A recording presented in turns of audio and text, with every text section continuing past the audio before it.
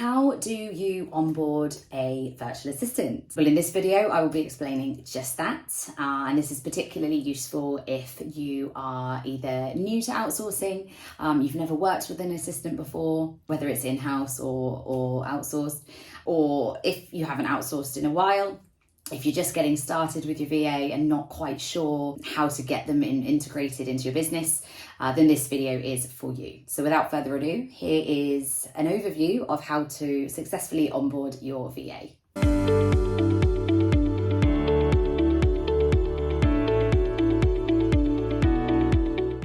So you know you want to start outsourcing. You know you need a VA, you need the support. You may have already found yourself a virtual specialist or virtual assistant to work with. You've agreed on the rates, the working hours, all that good stuff is already good to go.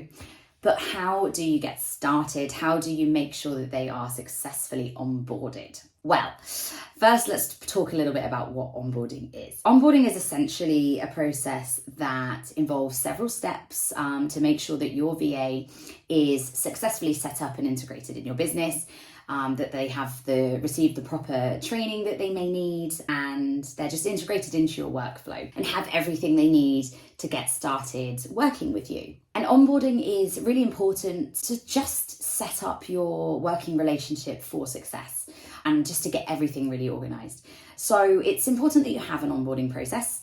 If you're new to outsourcing, or even if you're not, you may not already have an onboarding process.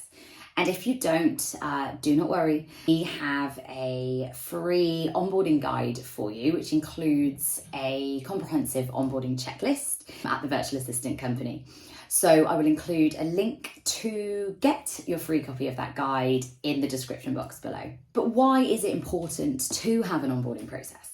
I touched a little bit on this already. It's basically just really important to have everything organized, to set up your working relationship for success, and to get the most out of outsourcing. By investing in your assistant the right way, you will see a greater return on your investment. Outsourcing is an investment for your business. It is buying you back time, and it's buying you skills and expertise and a fresh perspective on things. So by investing in outsourcing the right way, you'll be able to see the value of your investment better.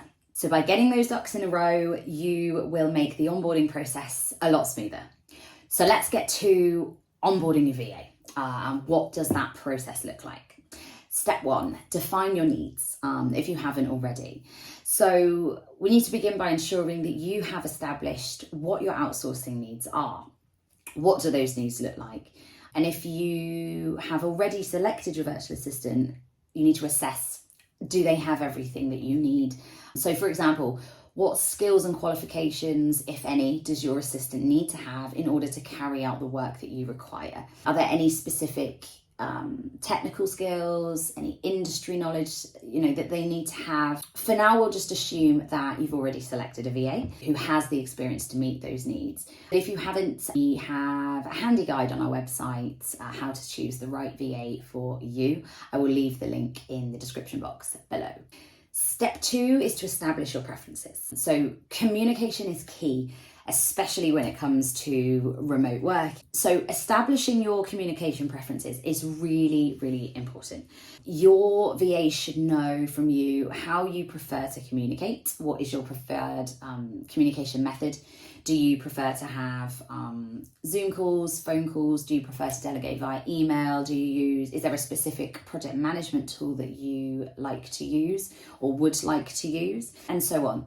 So establishing your communication preferences is really, really important, because you will need to know how you will be communicating with each other, because you are based in two different locations. So you and your VA should mutually agree on how and when as well, how and when you will communicate, as well as agree on response times. So for example, you may prefer, like I said, to communicate via email. You may prefer to have weekly catch-up calls. You may prefer to have a weekly Zoom call with your VA, and also the response time. So how quickly can you expect, or when can you expect your VA to respond to you? What are their working hours? Do they respond within 24 hours? It's quite a typical time response. Do they respond within 48 hours? Do they provide you an acknowledgement within 4 hours during their working hours? So when can you expect a response as well. So by establishing these communication preferences, you are really giving your working relationship the best possible start, and you will know exactly when to expect responses to task requests, just general communication. It will also help you to avoid having to chase and just be more clear on things if you know exactly how and when you will be communicating with each other. Step number 3 is provide training. Once you've established your communication preferences, you should be providing training on your specific workflows, any software, tools, applications you use in your business, and what your business processes look like. This will help your assistant to gain a sound understanding of what is expected of them and what your processes are so that they can work more efficiently for you. If you don't have your business systems and processes already in place, or you don't have them formalized or documented, your VA can often help you to do this as part of your onboarding process. You can work together on this. So do be sure to discuss this with them. Step number 4 is to provide access. Provide your assistant with the access that they need in order to carry out the tasks for you. So your VA should have access to any systems, tools, applications, software, documents, filing systems, email accounts, so on. They may need to carry out work for you. You can share any login information with them securely using a secure password sharing software, for example, LastPass. And it is wise to make a note of everything that you're sharing with them. So all the systems and software that you've shared with them, all the passwords, because if it ever comes to offboarding that assistant, you can use this as a reference to sort of what access to revoke. So make note of everything you've shared. You can then refer back to that at a later date if needed in order to make sure you've revoked the access necessary. Step 5, begin with some simple tasks. So when onboarding your assistant, it can be a good idea to start with some of the simple tasks just to get them used to your workflow, your business, how you do things, and get used to working together. This will also allow you to assess their skills, the delivery of their work, the quality of their work, and to determine if any further or additional training is needed. Step number 6 is to monitor their progress and to provide feedback. Never refrain from providing feedback. As an assistant, it is very important to receive feedback, because if there's something the assistant could be doing better or just in a different way to how you would like things done, they're not necessarily a mind reader. They might think that you're really happy with things, and you just need to communicate this with them. A really good professional VA will be really open to making adjustments to make sure that you're getting the most out of your delegation and outsourcing. And as your VA begins to handle more fundamental or complex processes within your business, it's really important to monitor their progress. Like I said, provide feedback always. Even when they're doing things really well, still provide that feedback, because then at least they know that you are really happy with that particular delivery, that particular quality, that particular way of doing things. So they can just serve you and work with you better.